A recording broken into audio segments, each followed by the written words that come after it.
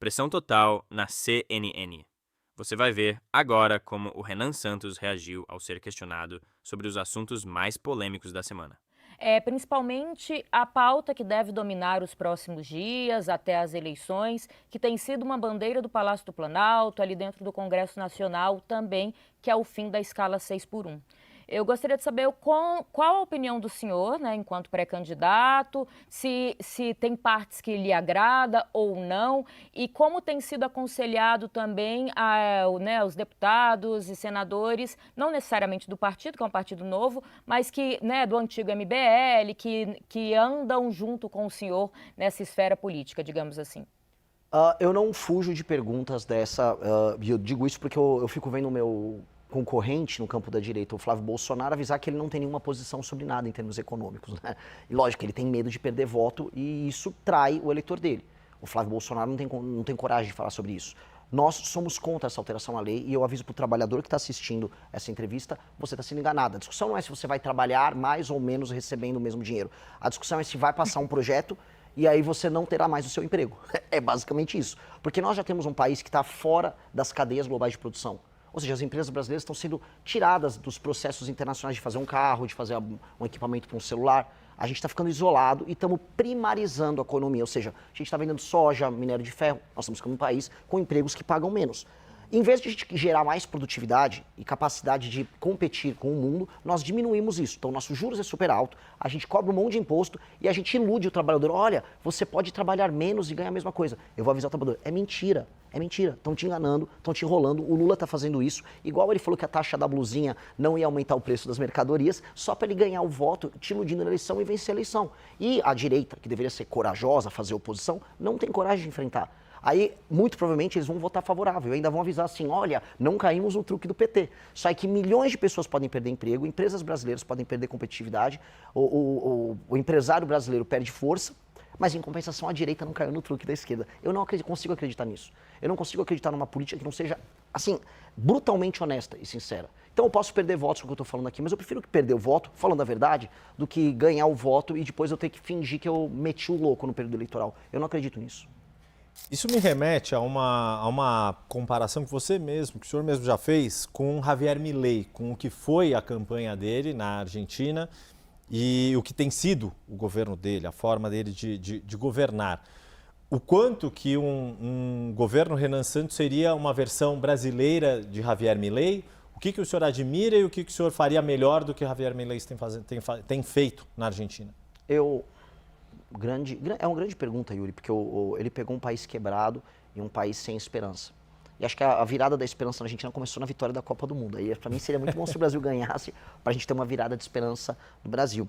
E o Milei, ele assume o país, né, nesse momento estranho, e durante o período eleitoral, ele fez o que eu acabei de fazer agora. Ele avisou, olha, eu vou fazer reformas que muitas pessoas vão dizer que são impossíveis de se fazer, que vai fazer as pessoas sofrerem, e sim, no começo vai ser difícil, mas eu prometo que no médio prazo, longo prazo, vocês vão ver a diferença. Eu vou fazer justiça através dessas reformas. Ele fala da la casta, que são os privilegiados. Eu vou mexer com os privilegiados, com os políticos privilegiados, com os magistrados privilegiados. E, pois bem, eu falo a mesma coisa. Há uma tradição, porque, assim, eu também quero avisar o eleitor, a pessoa que está nos assistindo agora. Os políticos não fazem propostas, eles falam com os marqueteiros deles e os marqueteiros avisam o que é popular de se falar no meio de uma câmera. E aí ele não vai falar, por exemplo, de uma PEC que nós já protocolamos, que altera o regime fiscal brasileiro, que é uma PEC que faz novamente uma reforma da Previdência, porque vai precisar mexer. Nós já protocolamos, desculpa, só para explicar aqui para quem está nos vendo, pelo deputado Kim Kataguiri, Kataguiri, que é o atual deputado que o Missão tem, foi eleito na época pela União Brasil, né? Exato. E pôde migrar para o Missão agora. Então ele protocolou, exatamente, essa é uma PEC que altera regime previdenciário e assim, quem falar para você que não vai fazer reforma nisso está mentindo, que altera as indexações e as vinculações, que são temas muito difíceis de explicar, acho que a gente nem tem tempo de explicar aqui, mas que são temas que vão ter uma resposta muito forte da esquerda e dos sindicatos. E aí todo político vai falar com o seu marqueteiro e vai falar, não, isso é impopular. O Milei falou na Argentina, olha, eu vou comprar briga. E eu falo a mesma coisa, nós precisamos comprar essa briga e quem fugir da discussão está mentindo. Mas o que eu aviso também, vou comprar a briga, pode soar difícil no começo, mas depois de um ano eu vou poder trabalhar nas alíquotas dos impostos, E eu vou poder trabalhar na queda dos juros. E aí o seu dinheiro vai valer mais e o produto vai custar menos. Aí você vai sentir que você está ganhando mais dinheiro, você vai ter mais capacidade de pagar suas contas e de viver melhor. O que eu aviso é, o brasileiro, né, o corpo da economia brasileira é um corpo doente. E você não vai resolver um corpo que está doente dando sorvete para ele. O Lula ficou oferecendo sorvete para o corpo doente. Ó, toma agora um Vale Gás, toma uma energia elétrica. E o Flávio, ele não fala nada. Ó, não vou falar nada, tá, doente? Eu vou ficar quieto porque uma hora você vai sair andando. Dica, não vai sair andando, o corpo vai morrer e eu vou ter que dar um remédio muito amargo. Mas depois do remédio amargo, o corpo vai voltar a funcionar. Larissa? Pré-candidato, eu queria entrar em alguns assuntos que também têm sido pauta, principalmente no Congresso Nacional, e que eu tenho visto alguns posicionamentos do senhor nas redes sociais. Eu queria saber a opinião do senhor, por exemplo, sobre o PL da misoginia e outros textos também que nos últimos tempos têm focado em tentar evitar a violência contra a mulher, que tem sido crescente no nosso país. O senhor é contra esse PL? O porquê? Qual que o senhor disse dessa necessidade de tentativa de se aproximar das mulheres? Como fazer esse caminho num público que, até onde a gente tem acompanhado, não tem uma preferência direta pelo senhor pelos últimos posicionamentos? Grande pergunta. Veja, quando eu rodei o interior do Maranhão, quando eu rodei o interior do Ceará, fui em cidades tomadas pelo Comando Vermelho, quando eu fui no Rio de Janeiro, absolutamente nenhuma mulher me parou para falar que estava muito preocupada com o avanço da misoginia em redes sociais. Elas estavam preocupadas que o filho delas estava sendo assaltado, que a filha delas estava sendo assaltada, que ela estava sendo assaltada. Falou, por favor, acaba com esses bandidos. Inclusive, as pesquisas demonstram que há uma preocupação com a violência, ela é enorme. Está sempre violência e corrupção dentre as maiores preocupações do brasileiro. Ela também está preocupada se a escola que o filho dela está estudando está alimentando bem a criança, e se a criança está aprendendo, e se ela vai ter um transporte bom para ir e voltar do trabalho dela, porque essa mulher, em geral, uma mãe solteira, cujo pai, em muitos casos, não paga a pensão e ela é obrigada a cuidar da vida. Essas são preocupações materiais e concretas. Só que a gente chega nas redes sociais e vê essas discussões do movimento feminista, que olha, nós precisamos discutir a misoginia. O que isso gera? Perseguição a pensamento diferente em redes sociais, ou como eu vi num concorrente de vocês na televisão, algumas especialistas falando que se um homem interromper uma mulher num ambiente de trabalho, isso é misoginia. Pois bem, sendo misoginia, isso seria equiparado à injúria racial, crime inafiançável. Então nós começaremos a ter, vamos dizer, empresas se preocupando em talvez não contratar mulheres, pessoas evitando relacionamentos pessoais e relacionamentos amorosos com medo de uma criminalização das relações. Então, em vez de a gente focar no que realmente interessa às mulheres, nós criamos espantalhos e ficamos focados nesses espantalhos. Eu não consigo acreditar nisso. E aí eu vejo, né, a esquerda interessada em obter votos, fazendo demonstração de virtude no Congresso. Agora vai acabar a misoginia. E a direita covarde votando junto com medo de perder voto entre as mulheres. Eu volto para a minha mesma posição para esse caso 6x1. Quer ajudar as mulheres a não serem alvo de violência? Vamos aumentar as penas para qualquer crime violento contra a mulher. O marido bateu na mulher, vamos aumentar a pena porque a pena não está alta. Pai que não paga a pensão, e isso é assim, a típica família brasileira é uma mãe solteira com um cara que está evitando pagar a pensão. Pai que não paga a pensão, as penas têm que ser muito altas, até porque às vezes ele vai preso e aí tem a remissão da dívida. Tem que pagar e tem que ser preso porque botou o filho no mundo, tem que cuidar. Inclusive, é legal a gente estender um pouco essa pergunta.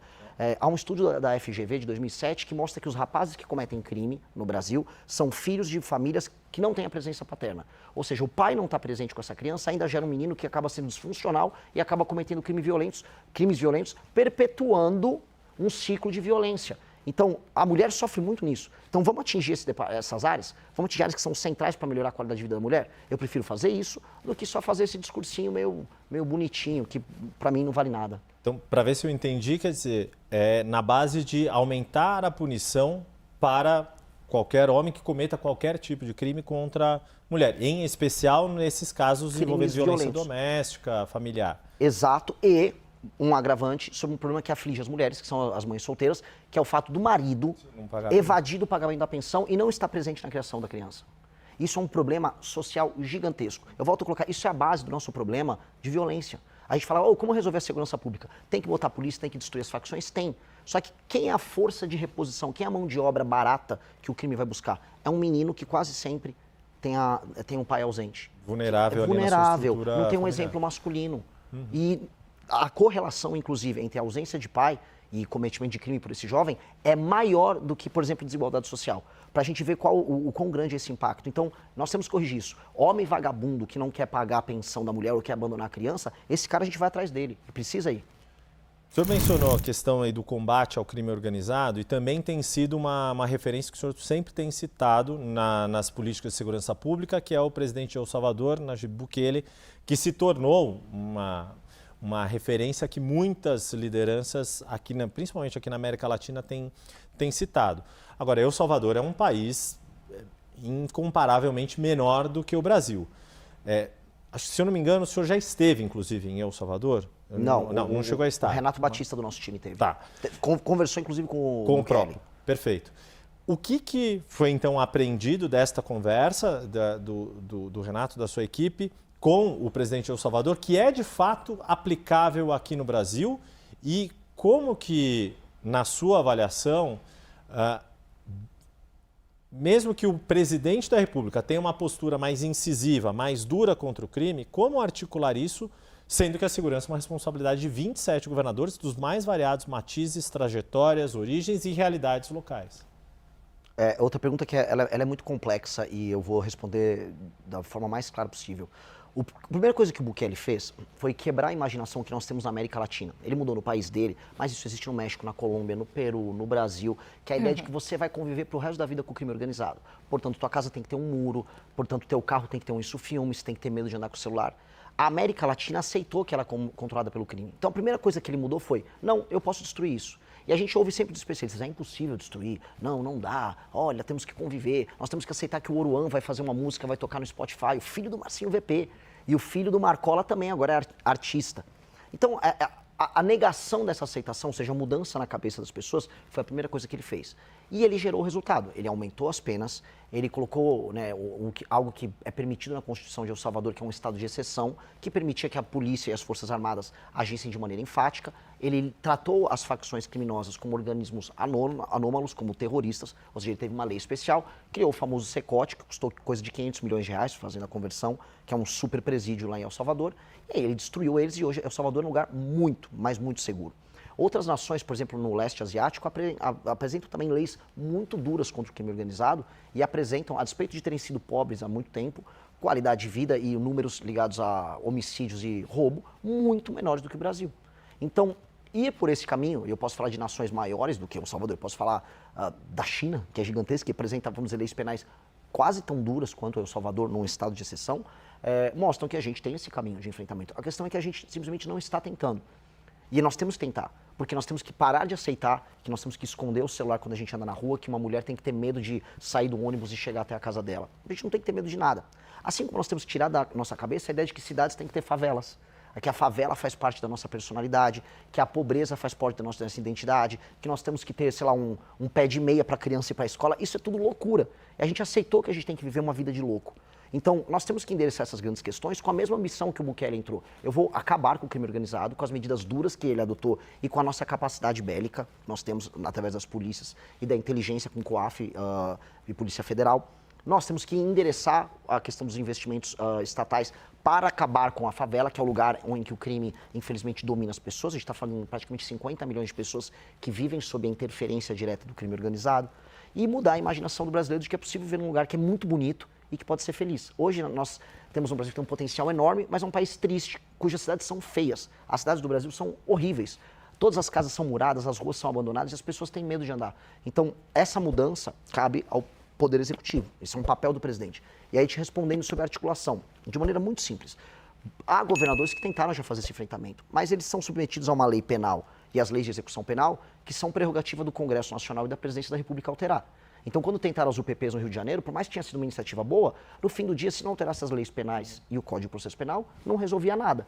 Se não tivesse um estado, por exemplo, se eles pudessem decretar o estado de defesa, que permitia que o BOP entrasse na casa das pessoas onde às vezes se escondia um criminoso, não ia dar, como não deu. Então, o Poder Executivo tem que criar um arcabouço legal e agir junto com as polícias estaduais, com os governadores. Se o governador está cooperando e ele executar, vamos bater as metas juntos. Se o governador não cooperar, como, por exemplo, eu tenho certeza que o governador do Ceará, que vive me processando, não cooperaria, nós vamos colocar um estado de defesa no estado dele, ele fica afastado dessa prerrogativa e nós destruímos o crime no estado dele. Meu recado é para todos os estados. Na Bahia, no Ceará, as pessoas reclamam, e a polícia também reclama, o governador não faz nada. A gente sabe onde está o criminoso, eles estão tomando a cidade, mas ninguém faz nada. eu vou fazer. Só para esclarecer, antes de passar a palavra para a Larissa, o senhor falou estado de defesa, quer dizer, usar um mecanismo que já existe na Constituição e mais rigoroso do que, por exemplo, as GLOs, as garantias Exato. de lei e ordem, por exemplo. Que o Temer usou. Exato. O Rio de Janeiro passou por uma intervenção, Exato. era o general Walter Braga Neto. O Exato. E veja só, não é um mecanismo, quem fala, isso é autoritário, isso não é autoritário, isso é estabelecer a autoridade. O Temer tinha feito uma GLO assumindo o controle, vamos dizer, da área de segurança no Rio de Janeiro. Ok, eu espero não precisar fazer isso se os estados cooperarem. Agora, se o estado do Ceará, para pegar um exemplo prático, quiser manter Santa Quitéria, uma cidade que tem urânio e que foi tomada pelo Comando Vermelho, sob o comando do Comando Vermelho, eu vou decretar que Santa Quitéria estará em estado de defesa e a polícia e as Forças Armadas, se necessário, vão entrar em Santa Quitéria, vão destruir o Comando Vermelho em Santa Quitéria, libertar a população. Eu gostaria de contar com o auxílio dos governadores. Agora, se não quiser auxiliar, a gente faz sem eles mesmo. Gostou do conteúdo? Para mais vídeos como este, se inscreva no canal Missão Lab, deixe o like e comente o que achou. Nos vemos no próximo vídeo.